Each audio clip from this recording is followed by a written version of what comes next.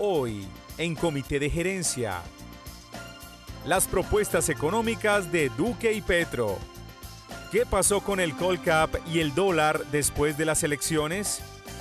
Por primera vez, una mujer lidera el New York Stock Exchange.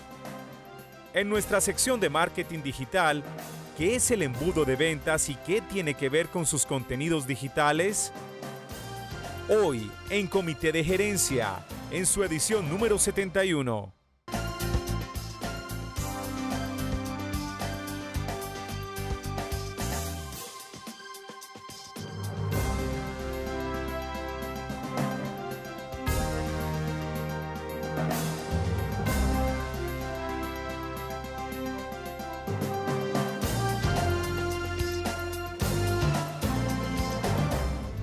Hola, bienvenidos a Comité de Gerencia del canal Cosmovisión, la cita que tenemos de lunes a viernes a las 12:30 del día, hablando de negocios, de información valiosa que ayuda a crecer su negocio.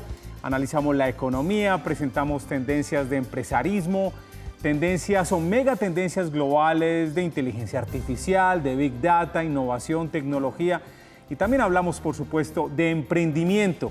Y hoy empezamos con la noticia sin duda más importante, producida desde el día de ayer, con la elección de los dos candidatos que irán a la segunda vuelta para aspirar a la presidencia de Colombia. Ellos son, en su orden, según la votación, Iván Duque y el señor Gustavo Petro. Luis Restrepo nos ha preparado como un resumen muy rápido para que ustedes tengan la perspectiva de las propuestas en torno a materia económica que tienen estos candidatos. Luis. Más allá de las diferencias o las, digamos, afinidades políticas que hayan tenido en esta primera vuelta, las propuestas de los dos principales personajes que pasaron a segunda vuelta son en este orden. Vamos a hablar de una en una y de pronto si ustedes quieren comentar algo, bienvenido sea. Vamos a hablar sobre todo desde la perspectiva parte económica. Que atención, que es un punto neurálgico definitivamente dentro de un plan de gobierno. Es correcto. Empecemos con el Producto Interno Bruto, el PIB. De parte del señor Iván Duque, aquí tengo las notas, lograr el alza del PIB por encima del 5% anual y una reforma en la administración pública reduciendo un 5% de gastos innecesarios. Por parte del señor Gustavo Petro, la proyección sería marcada por un presupuesto de educación, ciencia, cultura, deporte y protección de la primera infancia que se incrementará progresivamente a 7% del Producto Interno Bruto al final de su gobierno. Una objeción a ambas cosas. La primera es que usted decir que va a tener un Producto Interno Bruto por encima del 5%, eso es muy bueno, pues mejor que lo que tuvimos el año pasado. Sí. Claro que es mejor 6. Y mejor 7. Claro, pues, pero no cuadra con las proyecciones. Exactamente, no. ¿Y cómo pones de entrada como un número objetivo y bueno, cómo lo vas a lograr? Es también como entender un poco la estrategia del candidato detrás. Es un juego de doble filo porque alguna vez Simón Gaviria había dicho que con el proceso de paz el PIB se aumentaría a 5%, lo cual no fue así. Sí hubo algún beneficio, pero dar una cifra exacta es algo bien riesgoso. Sí, igual eso siempre compromete, para bien o para mal a los candidatos. Es bueno entender que de pronto la postura de Iván Duque es más, digamos, alineada hacia el sector de vamos a controlar bien el gasto y hacerlo más eficiente, el gasto público y a reducirlo incluso, mientras que Petro habla de... Y vas a depender mucho del petróleo también, ¿no? Para ese PIB, seguimos siendo dependientes del petróleo, no tanto como antes, pero todavía tenemos una gran dependencia. Los precios no los controlamos nosotros, así que... El ingreso sigue siendo evidentemente pues un tema bien importante del petróleo para la nación y para el gasto del gobierno. Y en cuanto a Petro, lo que decías que él va a invertir en ciencia, en educación, muy interesante que invierta en eso, pero son resultados que se van a ver después de los 4 años de su gobierno. Es decir, como le leía yo a un columnista recientemente, son planes maravillosos para que él se quede en el poder 40 años, lo cual va a asustar a mucha gente que diga esto, pero es verdad, para poder sacarle frutos a esa inversión que quiere hacer él. Muy bien, continuamos con la segunda, de regla fiscal. Regla fiscal habla de ajustar la regla fiscal por parte del señor Iván Duque, vuelve y habla del tema del gasto público, de reducir el gasto público, de racionalizarlo, de hacer un gasto de hacer un tema contracíclico, es decir, no gastar tanto en tiempos de bonanza, por ejemplo, cuando el petróleo está en buenos precios y que de pronto cuando hayan tiempos más austeros, generar de pronto ese gasto adicional, que ha sido lo contrario en Colombia, porque en tiempos de bonanza pues aumenta el gasto y en tiempos de contracción pues disminuye evidentemente. Mientras que por parte del señor Gustavo Petro habla de reestructurar el gasto, ya es digamos, un tema más de forma profunda, sobre todo cuando el programa de educación pública demandaría un esfuerzo fiscal adicional de unos 15 billones. Él aduce que ese dinero adicional va a salir en parte del arañazo que se le quiere dar a la corrupción en general. Sin embargo, es un presupuesto interesante, 15 billones de pesos desde el punto de vista de Petro. Es fuerte referente a lo que se pretende, el tema de corrupción. No se está claro de pronto de dónde salen estas cifras tan exactas, ¿cierto? Pero podría ser interesante y evidentemente desde la Contraloría se decía que había un robo aproximadamente de 50 billones de pesos al año en temas de corrupción, digamos que podría ser viable si uno atacara un 10 o un 20% desde el lado de Petro, y desde el lado de Duque, por ejemplo, sí es interesante también llegar y tratar de mantener como la austeridad en tiempos de bonanza y utilizar ese dinero en una eficiencia del gasto público. ¿Hay el riesgo con respecto a esta promesa de reducir ese gasto? Bueno, la primera claridad que hay que hacer es que el gasto del gobierno es un componente muy importante del PIB y que el gasto del gobierno se estructura en gastos de funcionamiento y en gastos de inversión, pero a todo eso completo se le conoce como el gasto, que hace parte del PIB. Va más que todo es para la reducción de ese funcionamiento, de esa estructura como tal del gobierno. Hay el riesgo en lo que hay que, como si bien en cada campaña se promete reducir gastos innecesarios, es que de pronto eso no se cumpla y sumado con eso, al bajar los impuestos como se está haciendo con esta propuesta, pues que no se cumpla, se disminuye el ingreso y no se cumpla con esta regla del déficit fiscal a la cual se ha comprometido Colombia de acá al 2020-2021, que es rebajar al 1.5% del PIB el gasto de la nación. Ahí está el riesgo de esa propuesta. Y adicional a eso, podría ser de doble filo también, porque si usted disminuye el gasto, disminuye también la inversión, también va a disminuir de pronto el crecimiento en general económico que se mide a través del gasto y la inflación, y eso podría de repente tener algún tipo de consecuencia desde el punto de vista de los ojos internacionales, siendo que igual el candidato Gustavo Petro es menos favorecido por los ojos internacionales, que eso es algo que se ha visto manifestado en varias ocasiones. Vamos con el tercero, que son las empresas. El señor Iván Duque habla de reducir impuestos de las empresas basado en una política de menos gasto público, nuevamente aduce a esa situación, incluir más personas en la base tributaria, que es importante porque aquí el recaudo de la base tributaria pues es muy informal, todavía hay mucha informalidad, entonces eso creo que no sería solamente Iván Duque, sino una responsabilidad de todos los candidatos. Y adicional también, por ejemplo, tarifas diferenciales según el tamaño de las empresas y 10 años de exención de impuestos para proyectos productivos en el campo, en el agro. Por el lado del señor Gustavo Petro, impuestos a los dividendos debería aumentar por un criterio de justicia y también propone un impuesto al carbono que se cobraría en este caso para las importaciones de productos que contaminan, es decir, como un impuesto ambiental. Entonces miren que ahí de pronto sí difieren bastante desde el punto de vista de cómo en materia de impuestos a las empresas de pronto el señor Duque propone rebajar y propone también de pronto diversificar en cuanto al tamaño de la empresa, mientras que el señor Petro habla un poco más de los dividendos, que es de otro sector, también habla del impuesto al carbono, que son propuestas bien diferentes. Y en especial los dividendos a las empresas extranjeras, que en algún momento en el país lo tuvimos, que tenía este gravamen en el 2005, que se quitó ese gravamen y ahora pues Gustavo Petro lo propone otra vez para, digamos, en esa línea de cumplir con esa regla fiscal y que hayan más ingresos. Que obviamente va a desestimular la inversión extranjera y es parte del temor de entidades internacionales frente a este candidato. Estamos de acuerdo. TLC, Tratado de Libre Comercio, cuarto punto, para el señor Duque, diversificar los socios comerciales y la oferta de exportación, ¿sí? Y desde el punto de vista de Gustavo Petro sería más de renegociar los tratados de libre comercio, sobre todo las cláusulas de protección de inversión que implican la renuncia a la soberanía.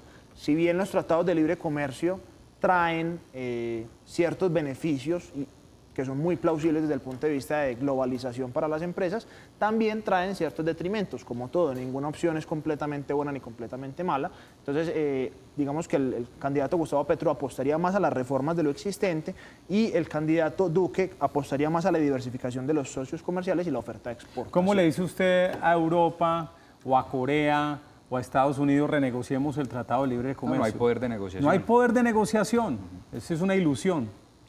Hay están las propuestas. Sí. El quinto, el agro, que es un tema muy importante para nuestro país. Del señor Iván Duque, el 50% del presupuesto agrícola se va a invertir en la provisión de bienes públicos, crear créditos que incentiven la productividad, Big Data y datos abiertos para activar la oferta de seguros en el campo. Por el lado del señor Petro, se distribuirá tierras para las víctimas del conflicto y los campesinos para garantizar la oferta interna de alimentos, y él habla también de frenar la deforestación y de detener el aumento de la frontera agrícola utilizando más las zonas de las sabanas y las zonas pues que son un poco más planas.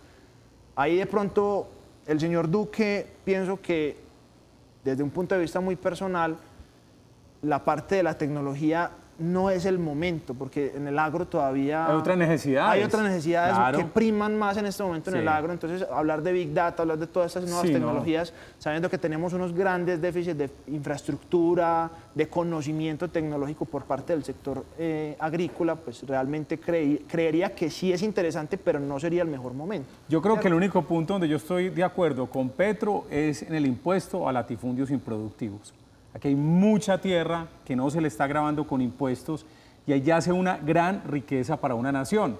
Y en parte es el punto principal de discordia entre las dos posiciones políticas. Y de hecho el Financial Times, la semana pasada, que dijo que los dos principales favoritos a las contiendas electorales colombianas eran los dos que menos les gustaban. Y una de las razones es el miedo de Petro a la inversión extranjera, o sea, es poco amigo de tratados internacionales e inversión extranjera. Y el miedo con Duque es que detrás de él hay una persona que es el expresidente Uribe, que representa intereses de gente que tiene grandes extensiones de tierra, que no están tributando por extensiones de tierra que son improductivas y que no están de acuerdo con que se formalicen los baldíos o que le den la oportunidad a otra gente para que cultive la tierra. Yo creo que es lo único, al menos desde mi perspectiva, que veo, estoy de acuerdo con el candidato Petro. Ahí económicamente a lo que se le apunta desde ambas visiones, esta propuesta es económica, dado que, digamos, tiene un impacto en el coeficiente de desigualdad, que es el coeficiente Gini, que Colombia es el segundo que encabeza la lista en Latinoamérica con mayor desigualdad, mientras que por el lado del señor Iván Duque se propone una reducción de impuestos para poder subir los salarios, sí, básicamente el salario mínimo en el país, lo cual no necesariamente podría pasar. Vemos el caso de Estados Unidos, que ese era el temor en diciembre frente a la reforma tributaria, de que al bajar esos impuestos a las empresas, realmente los empresarios sí pudieran subir ese salario mínimo, con lo cual sería muy interesante ver si realmente se da ese efecto de baja de impuestos, aumento de los salarios. Vamos a parar un momento por ahora este análisis que estamos haciendo de las propuestas económicas de los dos candidatos que estarán compitiendo por la presidencia de Colombia en el mes de junio. Vamos a aprovechar para hacer un sondeo para conocer su opinión en nuestra cuenta en Twitter. Estamos como Comité Gerencia. La pregunta es, ¿cómo le irá a la economía colombiana con el próximo presidente? Primera opción, bien, si es Duque. Segunda opción, bien, si es Petro. Tercera opción, mal con ambos. Y cuarta, no sé. Vamos a hacer una pausa en Comité de Gerencia. Antes les cuento que pueden acceder a toda la información que estoy brindando en mi página sobre marketing digital. Pueden entrar a www.santiagorios.co, descargar una charla muy valiosa con grandes ideas de contenido digital para su marca. Ya regresamos con más información en Comité de Gerencia.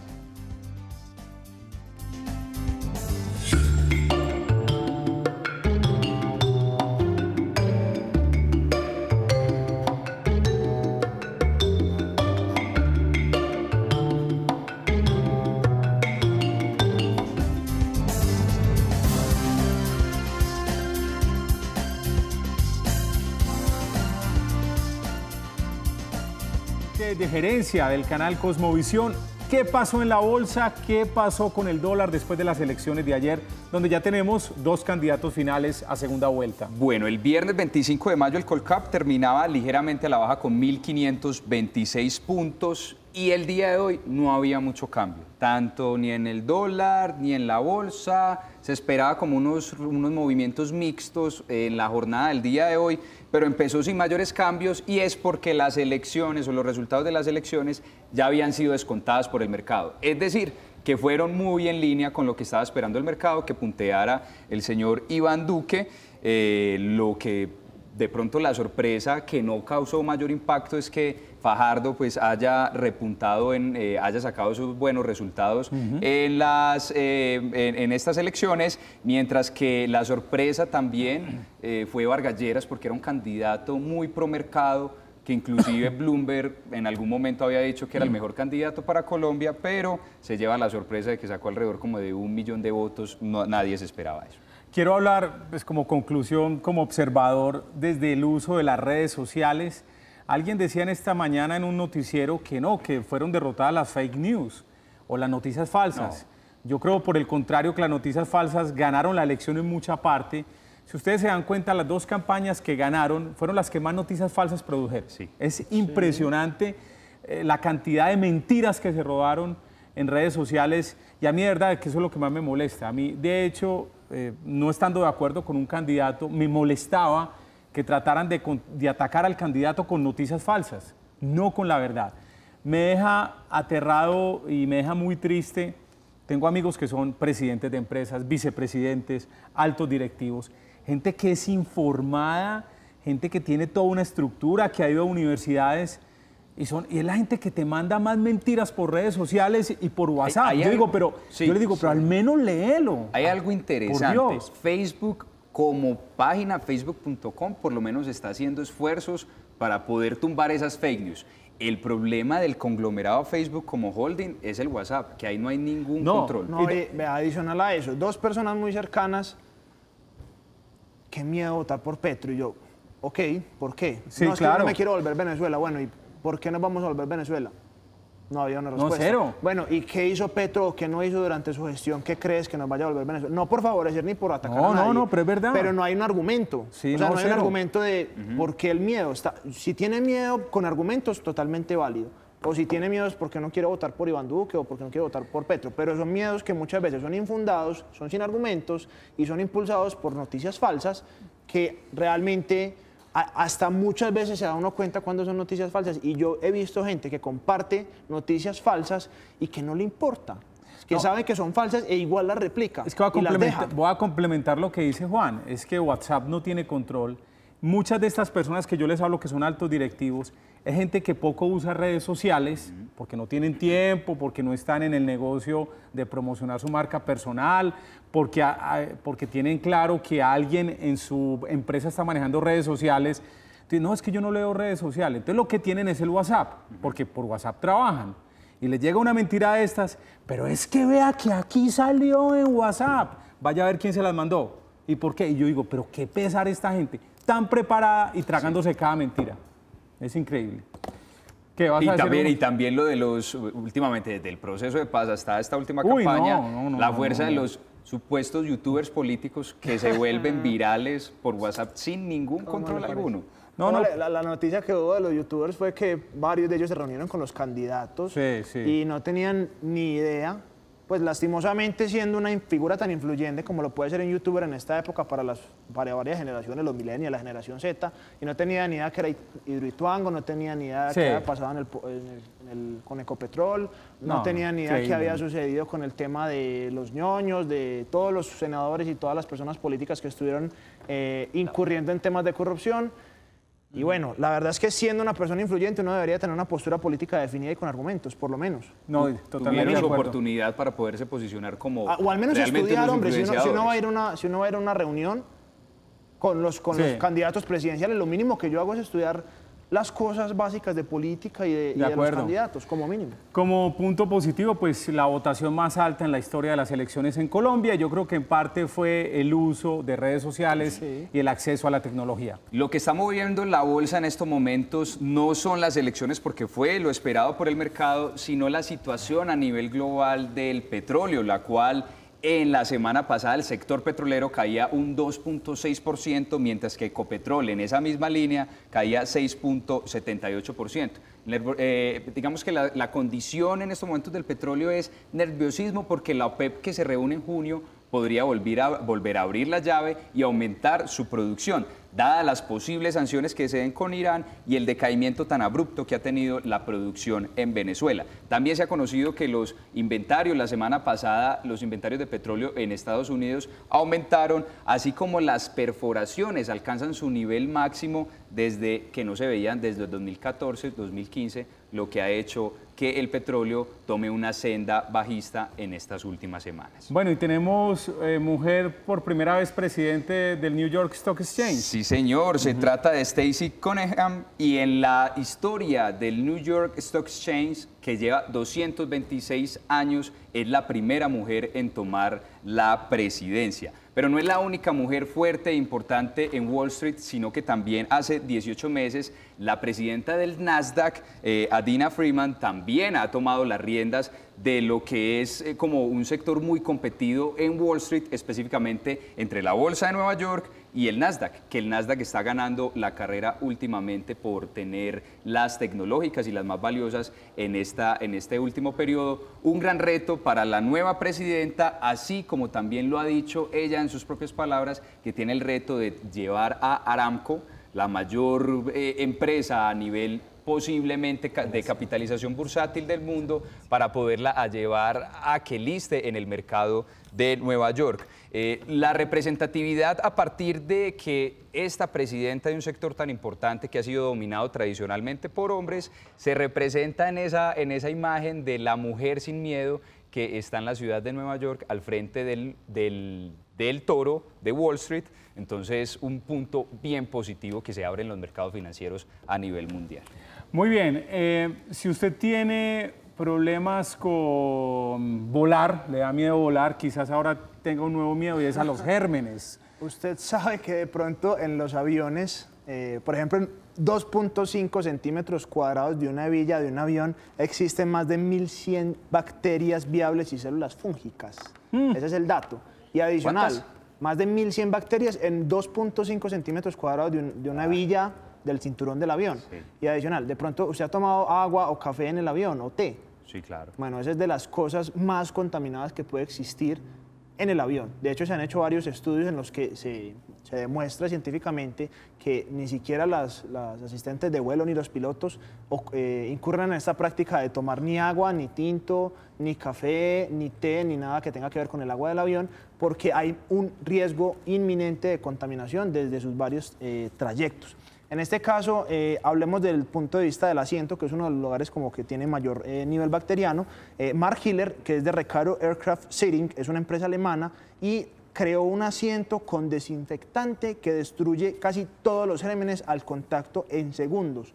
Estas sillas están siendo como una ventaja competitiva en este momento desde el punto de vista de aviación. Todas las empresas en este momento, si bien el diseño de la aeronave como tal no puede ser tan modificable por la parte aerodinámica, sí empiezan a diferir desde el punto de vista competitivo la comodidad en las sillas. Yo no sé si ustedes han tenido la oportunidad de viajar de pronto en aerolíneas de bajo costo, que de pronto muchas veces las sillas son bien incómodas. Usted ni siquiera las puede mover y si es un viaje largo, usted realmente siente el viaje mucho más cuando están en este tipo de sillas. Entonces, ahorita la diferencia competitiva más importante se está trabajando a través de las sillas y para eso esta empresa, que es nuevamente Recaro Aircraft Seating, está desarrollando este tipo de sillas que están desinfectándose solas y adicional que van a costar 80.000 euros, que es alrededor de $95.000, para nada económicas, pero que, como les dije, son para un segmento muy específico de la población que viaja en avión. Hablando de viajes turísticos, hay una noticia con relación a los viajes en crucero, sí, que van a ayudar a estimular los viajes en este medio. Porque el Ministerio de Comercio, Industria y Turismo ha dicho que los viajes en cruceros que salgan desde Colombia serán exentos de IVA. Esta medida lo que propende es incentivar el turismo en el país y lo que antes significaba $80 por paquete turístico vendido, ya será un ingreso que no tendrá. Tanto la DIAN, que estuvo de acuerdo con esta propuesta, pero que sin duda tendrá un beneficio bastante positivo para la industria del turismo. Tenemos hoy como invitada especial a Comité de Gerencia a Victoria Birbiescas, ella es la directora de la Cámara Colombiana de Comercio Electrónico. Victoria nos acompaña por Skype. Victoria, ¿estás allí? Sí. ¿Cómo estás? ¿Me ves? Santiago. Muy bien. Victoria, estábamos hablando ahora de los viajes en crucero que ha decidido el gobierno, pues eliminar el impuesto a estos viajes. Me imagino que los viajes es uno de los rubros que más se vende a través de medios digitales, por internet. ¿Es así? Sí. Bueno, Santiago, permíteme saludarlos a toda la mesa, a Felipe, a Luis, compartir estos importantes minutos con ustedes. Pues tendrá que ver la conversación del comercio electrónico y claro que sí, Santiago. El sector de turismo, lo que conlleva servicios de turismo como alquiler de carros, alojamiento, tiquetes, es el número uno, no solo en Colombia, sino a nivel mundial. De hecho, esa noticia va a incentivar sensiblemente en Colombia. Muy bien. Victoria, ¿qué es el e-commerce day? Un evento que se va a realizar esta semana. Háblanos un poco del e-commerce day. El e-commerce day es el evento presencial más importante que se realiza en la región y es organizado por el Instituto de Comercio Electrónico, el E-Commerce Institute, que tiene sede en Argentina. Ellos llegan a 18 países y uno de ellos es en Colombia. Estamos llevando a cabo la notificación, está también organizado por la Cámara de Comercio Electrónico. Llegan en este evento más de 1.500 personas, se llevará a cabo en el Hotel Tama, con más de 50 speakers o conferencistas de orden internacional. Y viene alguien con métricas y otros de la región, tantos casos de colombianos. Victoria, una pregunta. Vemos mucha promoción durante todo el año de Black Friday, Black Weekend, vemos el Blue Day, los Black Days. Son tantas promociones que estimulan el comercio electrónico, pero de pronto no despistan mucho la comunicación. Es decir, todos los días hay promoción en medios digitales. ¿Cómo manejar esta oleada de días especiales para comprar con descuento en Internet? Sí, Santiago, tiene razón. Nosotros empezamos con esta iniciativa o eventos de activación de ventas en el año 2012. De hecho, arrancamos con una de nuestras marcas registradas, que es Ciberlunes, y pues ha sido tan exitosa que en otro tipo de nichos, que no es la Cámara Colombiana de Comercio Electrónico, que nos acompaña normalmente, el sello de las TIC, han trabajado la misma iniciativa. Esto es un país libre, pues es muy complicado llegar a controlar o decir, no, solamente hagamos 2 o 3 o 4 al año. No obstante, nosotros, la Cámara Colombiana de Comercio Electrónico, estamos desarrollando 2 al año. Nos tienen el primer semestre y a final de noviembre tenemos el otro evento. ¿Qué es lo que pasa con nuestros eventos? O sea, como Ciberlunes, es que organizamos la industria, le damos al consumidor una tranquilidad y una confianza, en razón a que la falta de confianza es una de las talanqueras más fuertes para que el comercio electrónico evolucione como todos soñamos. Entonces, al disciplinarlos, a exhortarlos a que cumplan el estatuto del consumidor, a que traten muy bien ese consumidor que es el protagonista del comercio electrónico, pues cada evento está mejorándose y llegan nuevos consumidores, aquellos que nunca en su vida se han atrevido a comprar por Internet. Victoria, básicamente el gremio del comercio electrónico podemos decir que tiene 2 retos grandes. El primero es frente al consumidor, que muchas veces espera una política de evolución que sea bien fiel, que sea bien responsable, o también a veces que las expectativas de lo que ve por Internet versus el producto que le llega a veces no cumple con esas expectativas. Y el otro gran reto que tiene el gremio es con respecto a la reticencia que tienen muchos consumidores a comprar por Internet. Digamos que la Cámara de Comercio Electrónico como tal, ¿qué está promoviendo, qué estrategia está promoviendo para que se pueda atacar estos 2 retos que tiene el sector? Sí, bueno, frente a la confianza,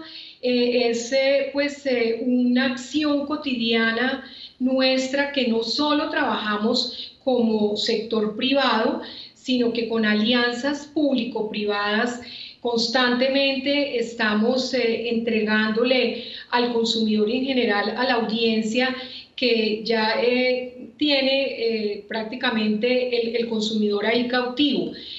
Tenemos en este momento unos códigos que vamos a desarrollar muy pronto para las pasarelas de pago, precisamente para buenas prácticas, también para los que proveen la factura electrónica. Tenemos una línea de establecer un código de buenas prácticas, y ya para aquellos que nunca han comprado, también es necesario que con el sector público trabajemos esa divulgación.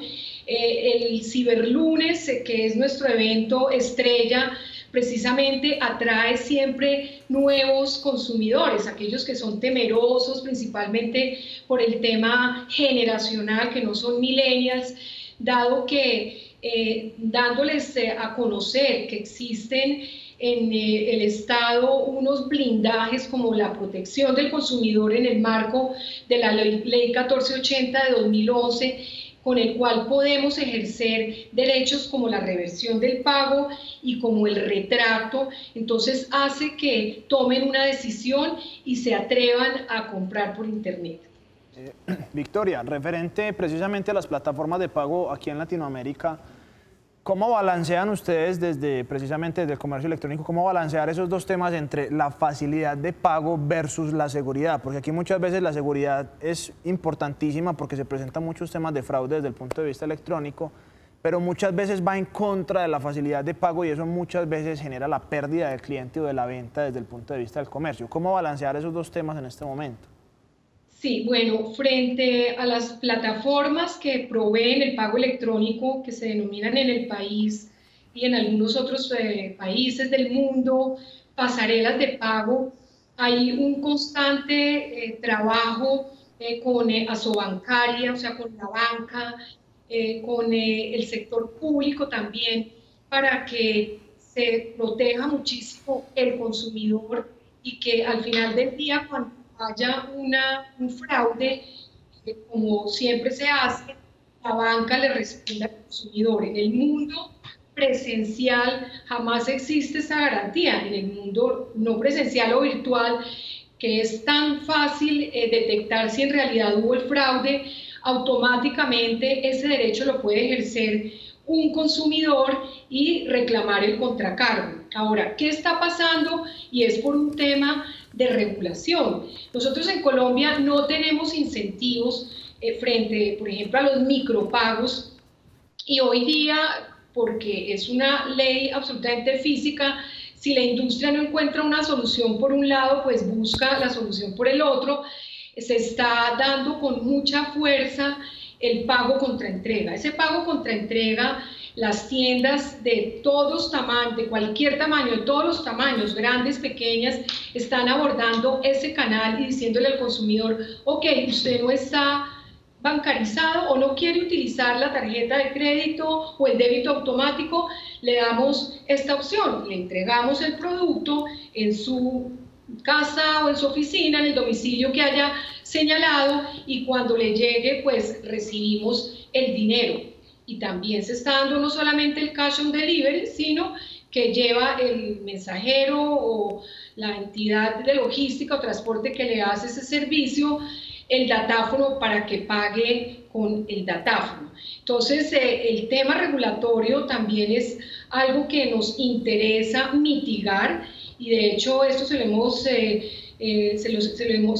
determinado a las entidades que son responsables, como es el Ministerio de Hacienda y Crédito Público, en el momento que sacó la última reforma tributaria, la necesidad que en el sector se siente de que haya estímulos para los micropagos, de tal forma que se masifique el comercio electrónico y que ojalá todos pagáramos, por ínfima que sea la cantidad o el ticket, a través de Internet. Es Victoria Birbiescas, es la directora de la Cámara Colombiana de Comercio Electrónico. Es nuestra invitada hoy en Comité de Gerencia. Ya regresamos con más información aquí en el canal Cosmovisión.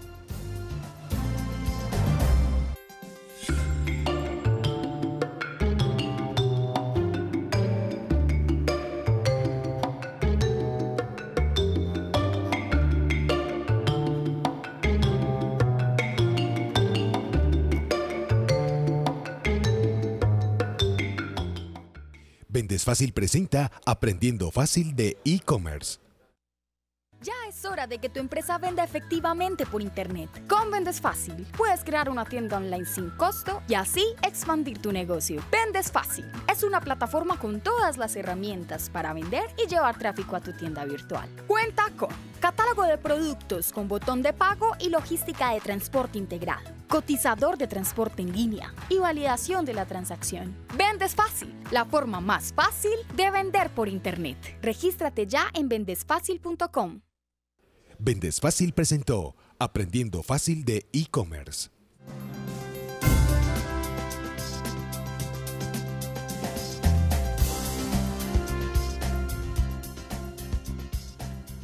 Tenemos un invitado muy interesante hoy que es Felipe Gómez, director clínico de Vivar Dental Clinic. ¿Qué más, Felipe? ¿Cómo estás? ¿Cómo estás, ¿Cómo va todo? Bien, gracias. Y nos va a hablar hoy de un producto muy interesante que es el All-on-4. ¿Qué es eso del All-on-4, Felipe? Bueno, Juan, el All-on-4 es una prótesis completa. Sí, esta nos permite recuperar ya sea 12 dientes o 14 dientes, tanto para el arco superior como para el arco inferior. Es una solución definitiva. Esta ya es una prótesis que, a diferencia de las cajitas de dientes convencionales, los pacientes ya no se la van a tener pues que retirar de la boca. Todas estas personas que estén interesados en poderse realizar este procedimiento, ¿qué deben de tener en cuenta? ¿Deben de tener algo, un requerimiento previo antes de poder hacerse este tratamiento? Exactamente. Digamos que ya en la parte sistémica, o sea, de cada paciente, hay unos requerimientos pues específicos que ya en la valoración se irán encontrando. Pero como requisitos para que el tratamiento se pueda ejecutar necesitamos la tomografía, que es una ayuda diagnóstica, es en tercera dimensión.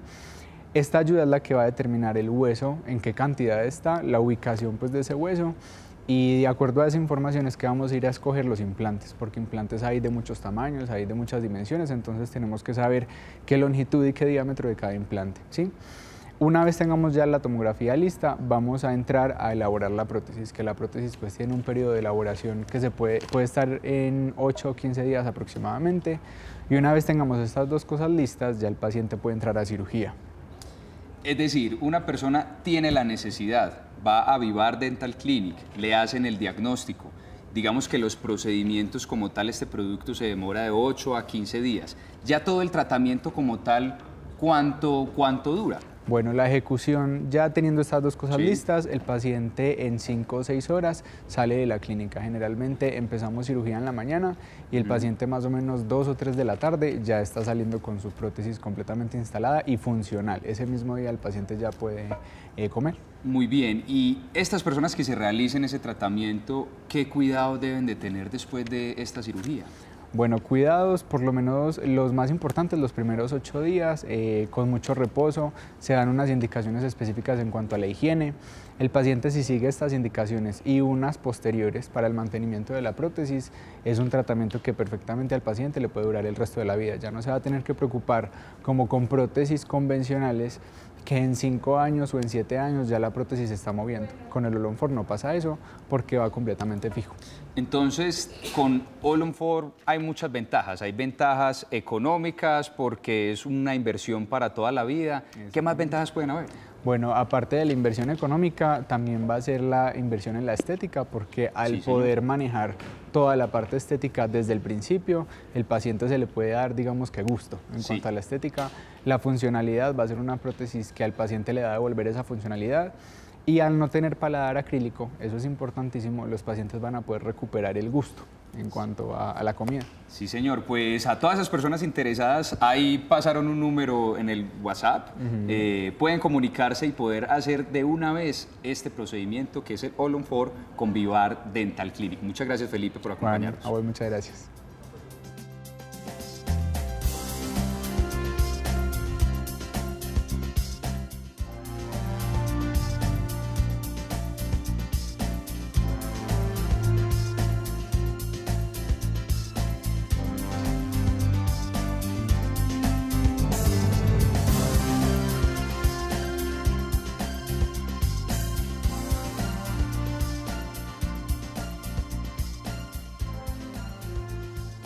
Regresamos a Comité de Gerencia con información valiosa que ayuda a crecer su negocio. Noticias de la innovación en Medellín. Esta es inteligencia artificial y hicieron de parte de Ruta N una encuesta muy interesante en la que hablaban y les preguntaban a las personas en la calle qué era inteligencia artificial y resulta que la gran mayoría de las personas había escuchado el término, sin embargo, no tenían ni idea ni cercanamente lo que significaba inteligencia artificial y resulta que aparte de este tema de la inteligencia artificial es que Medellín se va a volver un referente porque vamos a tener un hub mundial de inteligencia artificial. Entonces, la iniciativa se llama Digital America's Pipeline Initiative o DAPI, como sus siglas, y el Centro de Excelencia lo que va a hacer es entrenar al talento local para desarrollar soluciones de inteligencia artificial y de automatización robótica de procesos para empresas que las estén demandando a nivel mundial. Pero adicional, luego de que tengamos aquí expertos en la materia, personas que ya tengan toda la experiencia necesaria para poder ejecutar este tipo de proyectos, la idea es que los puedan empezar a implementar dentro de Colombia también y en este momento pues quien está liderando este proyecto aparte del DAPI es Ruta N y van a tener aquí en el hub de Ruta N. Así que quien esté interesado de pronto en aprender, en formarse en este tipo de temas de inteligencia artificial, pues puede acercarse a Ruta N a través de sus diferentes canales para que pueda obtener más información. Dicen los promotores de esta iniciativa que especialmente están buscando el mercado del exterior porque todavía no hay muchas empresas haciendo inteligencia artificial en Medellín. Sin embargo, ponen como ejemplo a estas dos organizaciones, una que es Innovación, una plataforma de innovación para transacciones en salud y otro es el diseño del nuevo sistema de movilidad eléctrica como servicio. Y hablando de inteligencia artificial, es uno de los componentes esenciales para los bots que asesoran a las personas a hacer transacciones electrónicas. Es nuestro tema hoy porque estamos hablando con Victoria Birbiescas, quien es la directora de la Cámara de Comercio Electrónica en Colombia. Victoria, ¿qué opinas o qué conoces del crecimiento, del uso de la inteligencia artificial para ayudar a las transacciones electrónicas?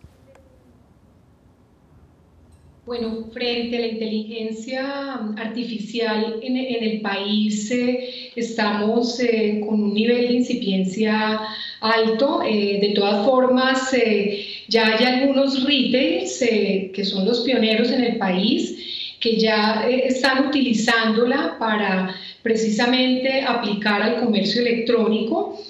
No obstante, desde nuestra organización estamos promoviendo capacitaciones y precisamente en el e-commerce day de este jueves 31 de mayo vamos a hablar sobre el tema, pero estamos todavía supremamente incipientes, como lo comenté inicialmente, y la idea es dar mucho más conocimiento al respecto porque la aplicatividad sí es bastante eficiente y da productividad al final del día en el comercio electrónico. Victoria, un emprendedor en el proceso de crear su empresa hace un plan de negocios y dentro de esto está el segmento de conocer el mercado. ¿Por qué un emprendedor puede crear empresa hoy a través del comercio electrónico? ¿Cómo se está moviendo este mercado? Bueno, definitivamente el emprendedor o quien ya ha establecido su negocio, su compañía, y muchas veces en estos casos corresponde a personas generacionalmente digitales, nativos, incluye de hecho naturalmente dentro de su business case o su PIG el transversal del comercio electrónico. Recordemos que el comercio electrónico es un canal transversal que toca o intersecta absolutamente todas las verticales de la compañía. Entonces aquí debe necesariamente tener el pilar de marketing involucrado, todo lo que tiene que ver con publicidad, la parte tecnológica, que ahí viene siendo un vertical. Tercero, pagos. El pago pues normalmente lo provee un tercero, pero debe incluirlo allí. Y cuarto, el definitivo que maneja la última milla y corresponde a la entrega física del bien que ha vendido y es la operación logística.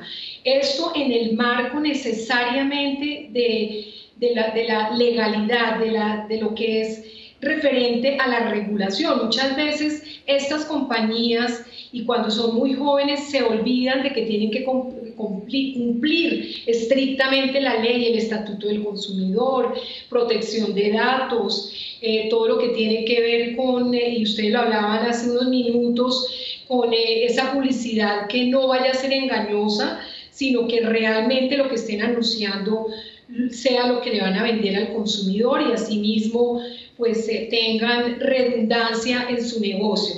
Entonces estos 4 pilares aquí tienen que embeberse en una estrategia corporativa y no solamente las pequeñas compañías.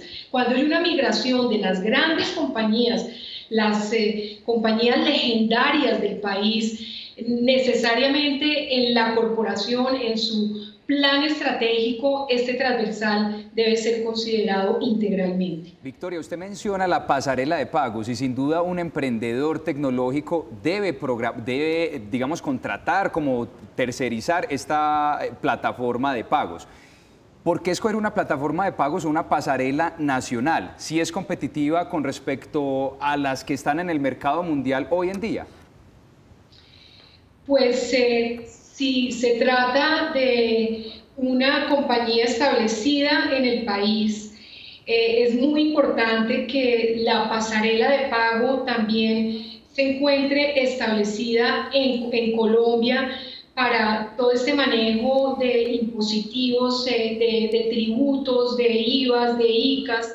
Hay mucha regulación en el país y para el comercio electrónico, pues como yo lo he manifestado en diferentes foros, hay una hiperregulación.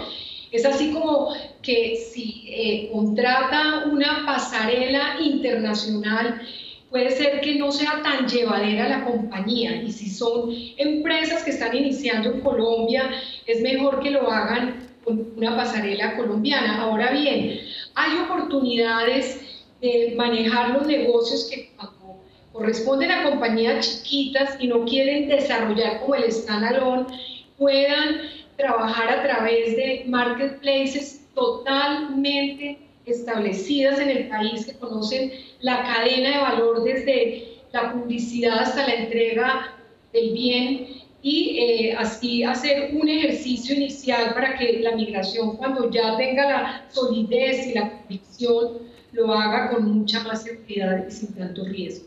Estamos hablando con Victoria Birbiescas de la Cámara de Comercio Electrónico de Colombia. En un momento regresamos con ella aquí en el canal Cosmovisión.